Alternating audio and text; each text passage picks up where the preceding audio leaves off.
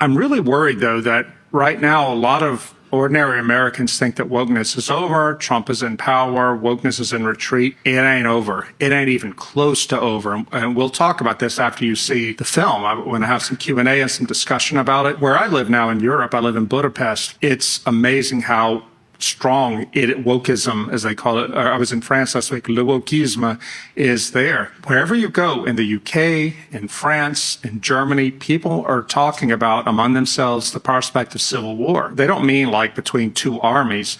They mean between the countryside and ordinary people and their opponents, often migrants, etc. Nobody wants this, but they feel like it's inevitable because their governments are lying to them about, and their media are lying to them about their actual on-the-ground conditions. If you have to live in a situation of official lies, where, as in the UK, as you're about to see, you can get arrested for telling the truth or just saying what you think is the truth, then eventually people are going to will have had enough. I was in France last week. I was talking to this one man who was trying to explain to me the situation there.